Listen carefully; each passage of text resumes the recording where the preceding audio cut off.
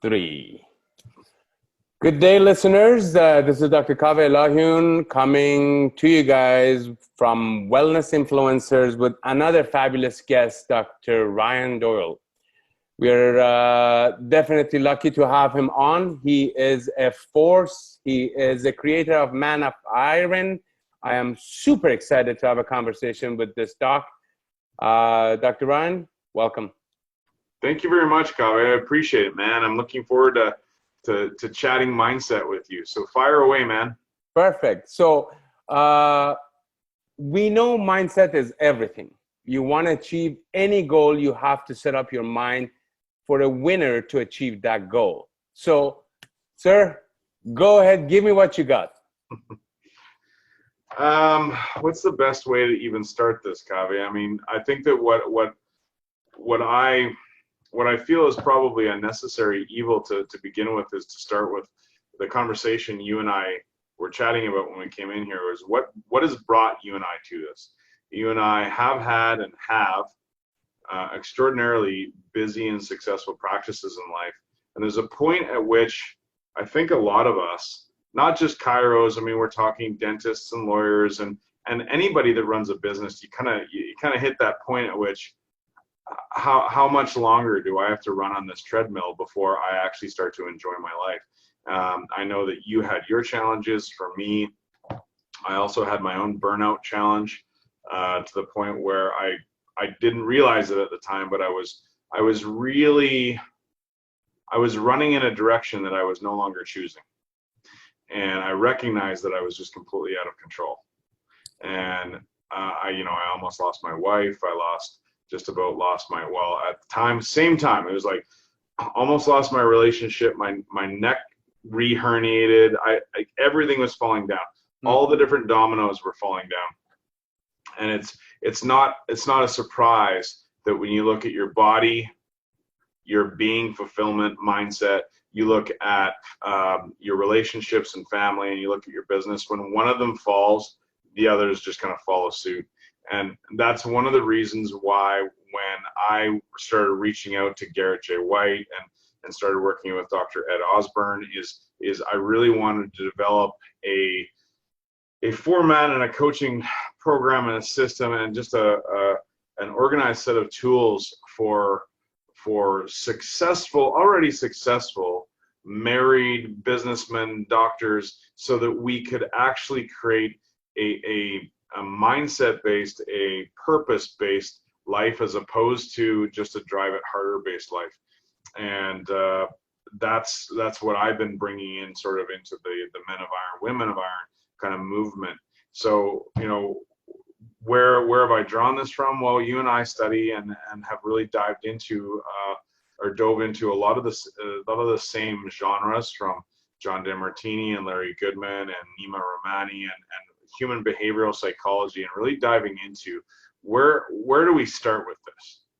For me, Kaveh, is really if I could summarize kind of the flow up the mountain towards what I call freedom.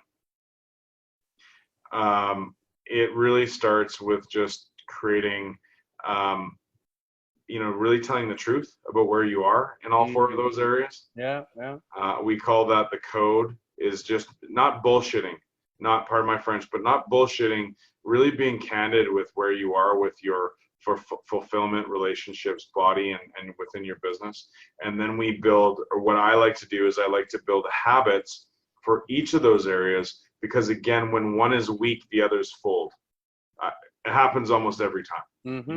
You can't build a big business when your body is terrible. You can't have a wonderful relationship when you don't take care of yourself. That all these things start to tie in.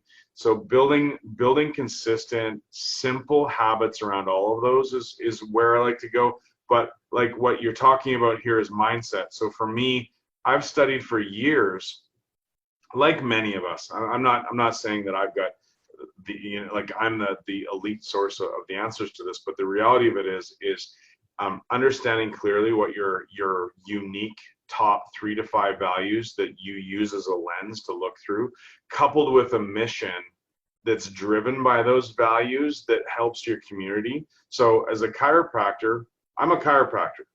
I mean, the society understands chiropractic as basically fixes backs. But my passion is really helping people figure this piece out and light the dimmed lamps that are kind of operating and light them back on fire so that they can operate from here, as opposed to operating via the definition of success that society likes to dictate to you. I would rather you have your own definition of success, your own values and your own mission to be able to drive, because ultimately that's where the juice comes from. But I didn't understand that, and as many times as I heard John DeMartini and all of my other mentors say be, do, have, I kept operating in have, do, be. You know, when I have this, I can do this so that I can be something, right? I didn't understand how I could drive the me. And in fact, I think it took me the better part of 40 years to figure out exactly the nuts and bolts behind who I was, what my gifts were, what my talents were, how I can bring that to my community and the bigger community. So again, telling the truth, building simple foundational habits, not just unilaterally, but at least in 4 dimensions, knowing clearly what drives us all. We all have all, I want you to consider that we all have all values. We all have them on a different part of the bell curve. Mine, for example, are adventure, accomplishment, inclusion, and edge. I like to have a little bit of adrenaline going, so I run at a little bit higher pace than a lot of people, and that's me. I'm happy with that. But those are my values attached to a mission. Then we can start to create things. So the reality of it is that when we can get into constructively actualizing our own definition of success through the lens that we see, it becomes easier for us to go and drive. And we do so with energy, as opposed to going and doing things that take our energy away, so that we're completely depleted for our family, our patients, our clients, or whatever it is that we serve. Okay. The next step for me, when I teach the mindset, or when I teach kind of the process that has evolved over years of watching my mentors and I don't know, countless gurus, is ultimately coming up with understanding that we all get distracted. There's these shiny objects. We're animals at nature, so we're driven by oxytocin and serotonin and dopamine and endorphin and all these different neurochemicals, and it becomes, if we're unclear as the direction that we're going, it becomes easy to sedate the pain or to chase after the immediate gratification neurochemical. So just about every major guru that I've studied now has developed, well, they almost start talking the same language about their own guru, self-guru tool. Byron Katie has the work. DeMartini has the quantum collapse process, or the DeMartini process. Nima Ramani has the overview experience. They all have their own process. And Garrett J. White has the stack. I have a similar one. I call it the Patriot Missile game. So when those distracting thoughts or experiences or feelings or emotions come in, it's like, boom, knock it out. And it can be both positive or negative. We get distracted by those things that are negative, and they pull our attention away, as well as we get distracted by those shining objects that look like opportunities, but that are really distracting from the actual purpose of the essence that serves us all. And so having a tool or tools, a toolkit to be able to navigate those. I teach several different ones. I'm not telling people here you have to do this, but the reality of it is having a series of tools and people that you can reference to make sure that you're staying on target, I think is absolutely imperative, because it becomes easy for the ego inside of you to start to move you into I'm better than, or I'm not enough, and we get off target again. Okay.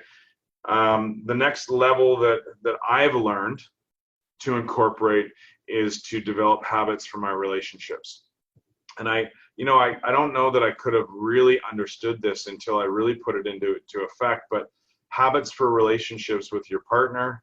I think we all know that if we let go of concentration on our business, what happens to it? If we let go of concentration on our body, what happens to it? Mm-hmm. But when we stop focusing on developing, growing, and maturing the relationships that we have with our partners, everything else also falls away.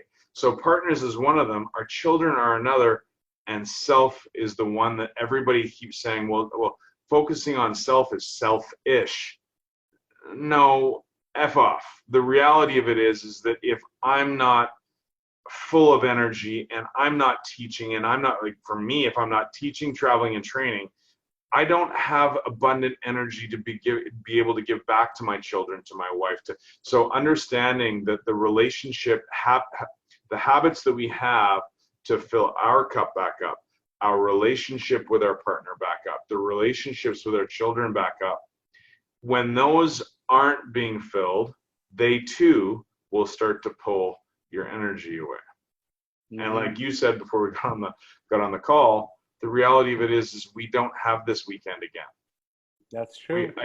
I've heard that all my life, but I've been in such a panic to produce and to move and to do all these different things that really aren't serving me. But you know, when you're unclear or uncertain, you get lost in that.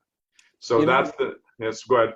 Dr. Ryan, you brought up a very, very valuable point, that when you let your values go all over the place, you lose sight of the lighthouse, as we call it, your goal. You dim. And it gets diluted. Yeah. And when you are not at your best, I mean, self-improvement should be at the hallmark of everything, because when you're not at your best, you cannot be the best for your kids, for your wife, for your community, for your patients. So I totally concur. Yeah, and it's, you know what, you know, I've had these conversations with hundreds of doctors and colleagues and patients and clients, and it's a bit of a journey. I mean, there's no, you know, there's no pixie dust that makes this just turn on. This is going through trials and tribulations and getting into pits and doing some of the hard work I believe is a necessary process of really discovering those things. There just is no automatic green pasture. Mm-hmm. So I think that just recognizing that we need to build those relationships and exploring those relationships, I think is paramount. And one of the last two things that I have discovered for myself and for the clients that I work with within Men of Iron and the coaching systems that we teach, two other things come up. One thing is that when we get off course here for whatever reason, and we feel the switch getting dimmer and it gets dark and we go into a pit, whether it's due to finances or relationships or our body or whatever it is, when we get into that, it's funny. And I'm not clear yet whether this is just uniquely a masculine trait or whether it happens to more of us across the board, but it's amazing how high the percentage of men will isolate. Mm-hmm. We isolate, we sedate, we actually think that we're alone in the whole thing. And instead of asking for direction or asking for help or investing in ourselves and in that personal growth piece, we just sedate the brain away and we isolate away. And it's hard because we're seeing so much more mental illness and mental distress and stress related illnesses in our practices and in our lives. I think that having some level of connection and accountability. I've just learned that wherever I'm going, whichever direction that I'm heading, I need a coach, a mentor, or some level of accountability that pulls me to a slightly higher level than I'm currently operating at. And I just highly recommend that you know, if you're at a place now and you want to be a slightly different direction, I'm not telling you to go to me or anyone else that I've suggested, but find somebody that pulls you or encourages you or supports you into that direction. And the last thing would be, expanding in all areas, I think is really important.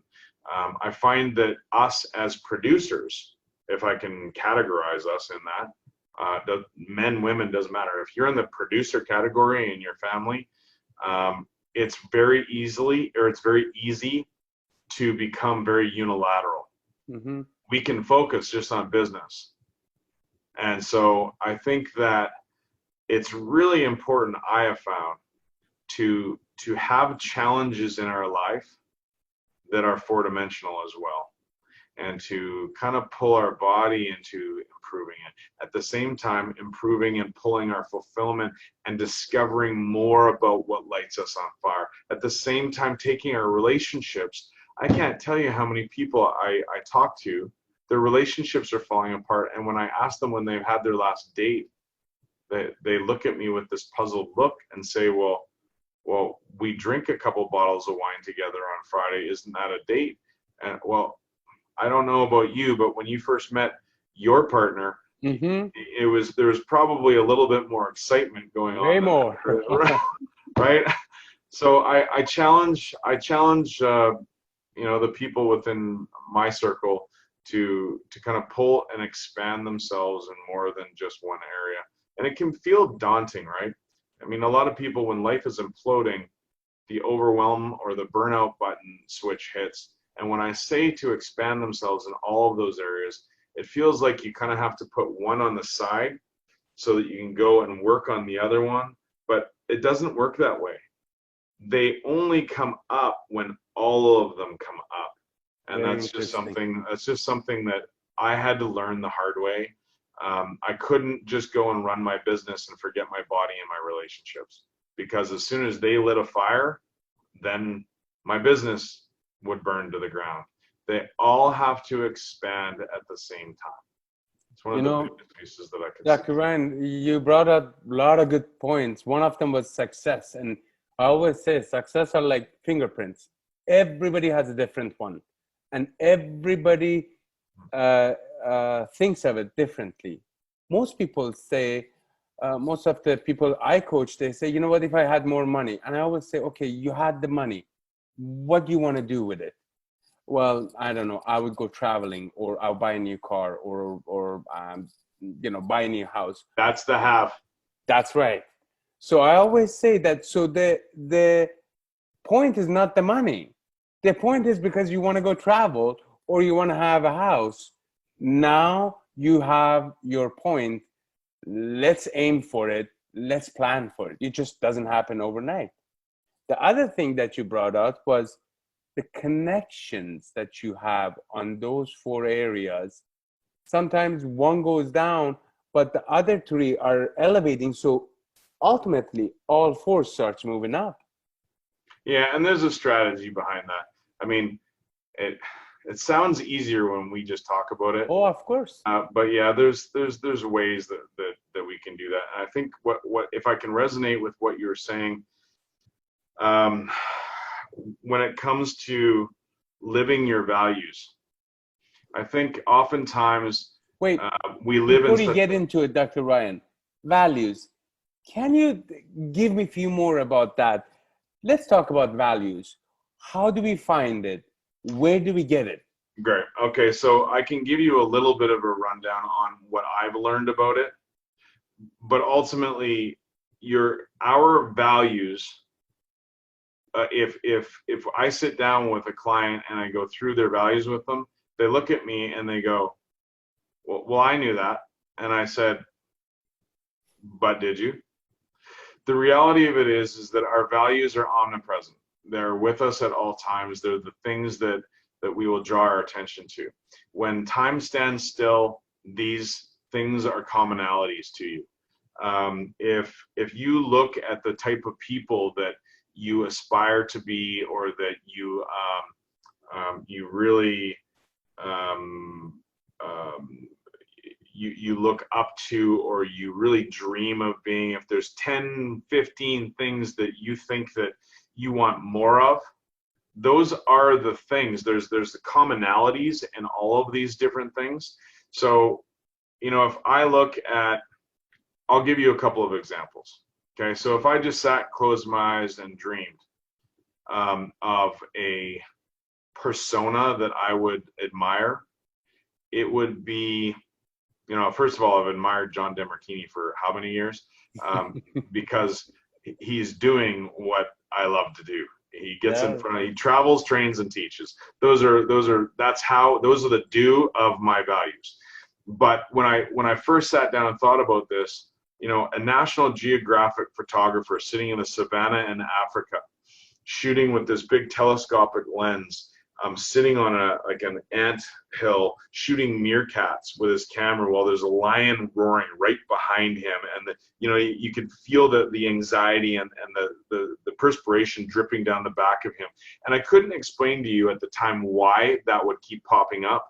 Another one is Nelson Mandela, this guy that's been in prison for years and years and years, but he's been so certain of who he is and the mission that he's on, that he was literally the same person whether he was incarcerated or president of his country. There's different pieces that I could start to see connecting. And when you go through and filter through purposeful questions, what I've learned for me is that adventure and innovation is always there. And if you try to stop that for me, or if I perceive that I can't adventure or innovate or explore my mind and my world in some way, then I experience dissonance. So for me, you look at these little things that you are either drawn to or you feel a dissonance by missing out on, and it gives you insights into what your values are. So adventure and innovation, accomplishment, I need to compete or do things. If I go through a day of sitting on a beach in Maui, I actually feel slightly depressed. On the other hand, if I go and bike up Haleakala, bike down on the sunset, and then go and snorkel and go discover a couple of different things, I've got a sense of accomplishment. I need to be moving, right? So those are two. Everyone has, I've also discovered that most of us have just about every level of connection. So some of us really need more connection and intimacy. Some of us are associators. Dr. Ed Osborne, associator, brings big groups of people together and has massive impact and influence. I'm an includer. I'm going this way. If you see what I see, I'm going to probably grab you and bring you along. Or I will see, I'll be attracted to what others are doing, and I'll just include myself. I like to include, but like intimacy, as much as I definitely have moments of intimacy, is less important to me. So inclusion is important to me. And then, like I said, my last value has really become more and more apparent to me, that I need a little bit of edge. There's a little bit of adrenaline that needs to be coursing through my veins, or the little attention deficit 8-year-old inside of me starts to chirp a little bit. So I do have a tendency to push the envelope a little bit, and that's part of, I've acknowledged that that's part of who I am and who I love. I no longer deny that little boy anymore. As much as the joke about me has always been that I'm still a child, I'll accept that. but your question was, how do you get to it? Ultimately, I think that there's a myriad of different ways that you can get clearer on what those core root values are. Pat Gentempo and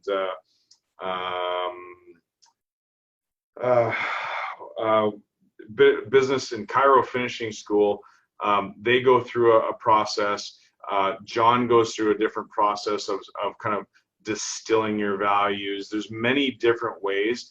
I just highly recommend that that's something that everyone does, so that once you hear it enough times and once you write it down. I write down my values and my mission statement on a daily basis, and it's taken me 15 years, Kaveh, to get to that point. But when you do it, then it starts to roll off your tongue. And it's funny that when you start doing it more and more, suddenly you start to recognize you're actually that. Mm-hmm. It's a way of self-manifestation Yeah. that I didn't understand the power in that until I started writing it out and changing it every day. Every day I was like, that isn't quite it. That's not it. And then all of a sudden a word would change, and then it would come in, to the point where when I work with clients, I have them repeat their mission statement to me. And if they can't say it to me in an elevator in, 30 to 60 seconds, I know they're not quite connecting to it. So their Mm-hmm. brain will look for sedation and it will look for immediate gratification. I'm an expert at both of those. Wow. I know how to sedate and I know how to look for immediate gratification. I'm no different than anyone else. But getting clear on those visions and the values and the mission helps me stay focused in a direction that I can constructively actualize in a beneficial way, as opposed to a destructive pattern. And to follow up about the coaching that you said, it is always good to have mentors. I mean, believe it or not, a year ago, Dr. Nima Rahmani challenged me. He says, I don't think you're a path follower, you're a path maker. You need to teach. And then Dr. Ed Osborne turns around and goes, you know what? You talk a lot. Why don't you put a podcast on? So I said, Dr. Ed, okay. So I picked him up on the challenge, but the issue was that I had the same thing that you were talking. I'm like, me? Who am I to have a podcast? There's the ego. Exactly. So once I started the podcast, it just started rolling. And I have to say, in these podcasts, I enjoy talking to all my guests. And I have learned way more, and I have connected with so many people that otherwise I would have not connected to. Mm. And my values have changed since I have started these podcasts. So I have become way more clear as to what I want and what I don't want. And every time there's a setback, I always say, you know what? Great. I celebrate my setbacks because I will say, I found one way that it didn't work, but there's another 1,000 ways that I'm going to try. 100%. So, and it's that clarity that it's not like it's perfect overnight, but as you do and push more towards it, it gets clearer and clearer and more refined. Well done, Bravo. Yeah, well done. And the other issue is I like to talk about the man of iron because I am just infatuated with it.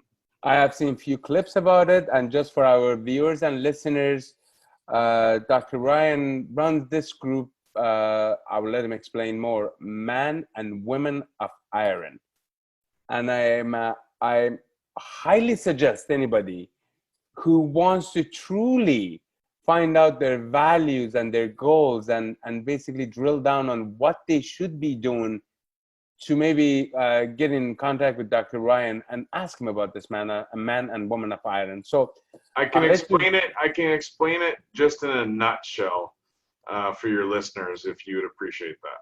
That's right, for sure. Ultimately, Kaveh, men and women of iron, the some of the posts that you will see about it look like we basically take people through a Navy SEAL based boot camp. True. And we get that a lot. We get a lot of Dr. Ed and I talk about this a lot, where we say, well, the impression of it is that we're kicking people's asses. And there's a piece of it that we do where we take everybody down to as far as they can go, so they can see their own capacities as bigger and greater than they feel and think that they are, and then we build it back up. The process is ultimately for anyone that, ideally it's for successful business parents. I just say business parents because it's mainly chiropractors and people that run or operate in a business. They have families and kids. That's the ideal person that comes into this, but they're experiencing overwhelm. They're hitting the burnout button. Something isn't working. Frustration, anxiety is overwhelming them, or they're just experiencing what you and I are talking a lot about. It's that sense of either kind of boredom or I'm just lost. We could call it midlife triangle of chaos and midlife crisis if we want to. But what most of these people, what the person that it serves best is that person that just wants the light lit back on again, and they want to thrive and are willing to step into courageous creation of their life again. So ultimately, yes, there's a physical piece to men and women of iron, but what most people don't, or what they underestimate, is the mental, emotional level that is required to move to an area of freedom in their life. And that's what we teach. So as much as the pictures and the videos paint a very physical process, it's far less physical than it is mindset. So you basically become their GPS on their emotion and their mental status. You give them directions, or at least let them find their directions. That's the better way of saying it. Yeah, it's a process, and there's a set of tools that we teach so that each person can drive themselves back to a place where they feel free mentally, emotionally, and physically, but as defined by them. Not by me, not by somebody else's values. It's a way to be able to synthesize and constructively actualize success for themselves. And like I said, it's taken me 15 years to be able to work through my own processes and work with major gurus in every aspect of business and human behavioral psychology, to just be able to take people and push them in the direction that lights them back on fire. And like I said, it's one of my cohort that I teach with. I'm a certified trainer with Warrior, and he calls himself the Warrior Lighthouse. And that's ultimately it, is that we become the lighthouse in the fog, and we light that lamp back up on fire. And that's my purpose. So basically you take the tugboat and make him a lighthouse. That's it. Wow. That's it. It is a very powerful statement, if truly anybody pays attention to it, that in maze of life, we lose focus and we lose directions, and basically we kind of run around trying to, where there's an easy straight path, you get tired going zigzagging, and you become tugboat because you're tugging all this emotion and excess things that you really don't need to do, and all these things come with you, where you can only be a lighthouse, where you become the guidance for rest of the people. So people look at you as a source of empowerment.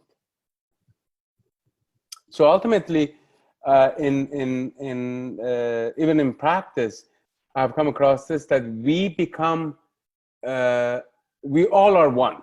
I have this firm belief that as human, we all are one.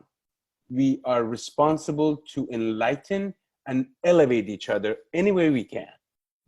So, Dr. Ryan, I'm going to get a little personal with you. You said that it came a point that you realized this is not what you wanted. What was that moment?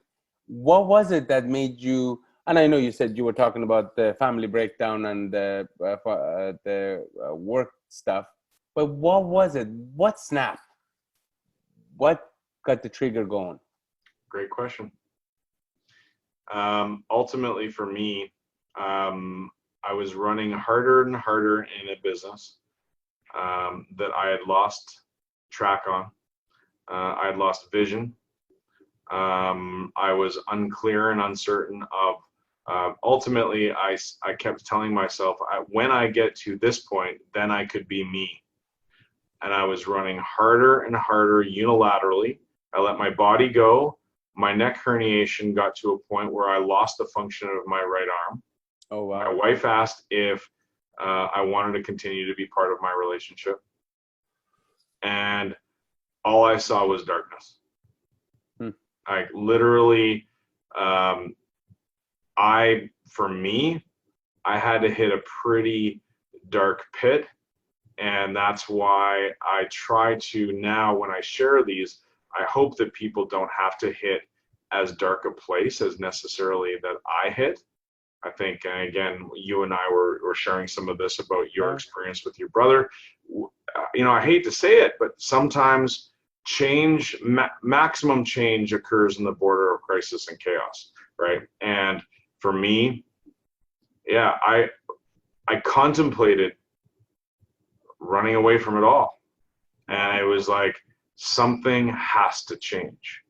There has to be a different way that I can run my life and lead my family and lead my community.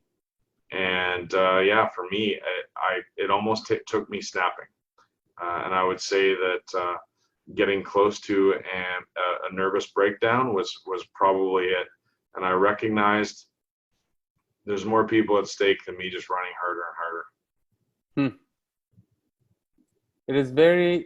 It's amazing when you really truly look at that dark space where you become after, trying to get everything balanced. As Dr. Melissa Longo always says, that there is no balance. Sometimes you have to work on one thing a little more. Exactly. It just moves in tandem. That's right. So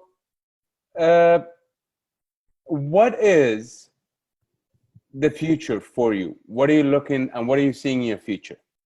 Yeah, so a great question, and thank you for asking. Ultimately, where I recognized that I needed to go, I used to teach. So like you and I were talking about, you and I, our voice needs to be heard. Not egotistically, it's just who we are. Yeah.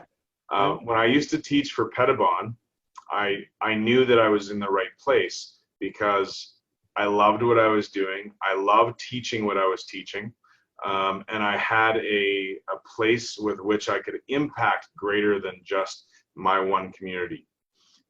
Where I'm going now is, yes, I'm on a mission to help as many business parents create a life designed by themselves that's in the order of be, do, have, not have, do, be, so that I can prevent as many people from burning out and just collapsing due to overwhelm.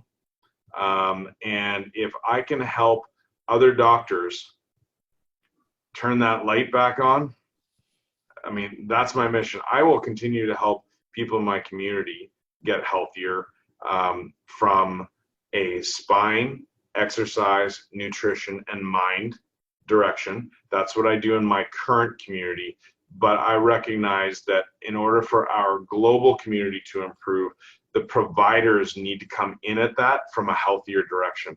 And that's just what I just don't see that as addressed. And as much as there's counselors and psychologists and coaches that are out there, I just see too many of us, particularly men, we still isolate, we ignore, we deny, we sedate, and we wait for what I did. We wait for the breakdown to occur.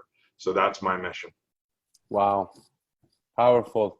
Dr. Ryan, I truly enjoyed this conversation. And seriously, there's so many things I can ask you.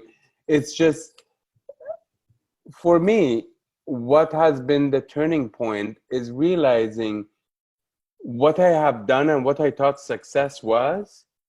It wasn't material things. For me, was trying to, not so much of, if I say change lives, I'm becoming a bit more egotistical. I'm not. But sharing the message that there is a better way. People can succeed on what they want, how they want it, as long as they know the pathway to that success with the proper steps. Now, we I think as healthcare providers and specifically as chiropractors, because we touch people directly, I don't know what it is, but it's that uniqueness that we all have that we become one with our practice members, with our patients. Their illness becomes our illness. What does Dr. Ryan do during the day? What is your routine to get you up, get you elevated, have you hovering on that elevation all the way till end of the day? Exactly what I'm talking about. So for me, what starts my engine are my habits for my body, my fulfillment, which is coaching, my relationships, and ultimately learning and growing my business. That's what my engine is. But what lights me on fire and what keeps me elevated, again, is, yes, there's the odd patient that you can see that is dying on the inside, and you can turn them back into a thriving individual. But I venture to say that the thing that lights me on fire is to just to see the light be turned on inside of somebody. That's it. That's Amazing. what makes me come alive. Amazing. And the funny part of the thing is, it is such a unique feeling when you almost can see the light turn on. That's it. I'm sure you know what I'm talking about, that when you discuss and you have a conversation, all of a sudden you see that light turn on and you're like, it's on now. I can see it. So listen, I apologize because talking about exactly what we're talking about, my webinar for my 7-day freedom formula is actually happening now, and my group is starting. So no problem. Me doing me is partly doing stuff like this with you, and thank you so much, Dr. Cave. Thank you, Dr. Ryan. This is what I love to do, is to be able to share on a bigger stage. Now I've just got to step into doing a little bit more of that in a different environment. Thank you so very much, sir. You have a great day, and thank you for sharing your time with us. Thank you very much, Doc. I look forward to communicating with you more. Bye for now. Bye-bye.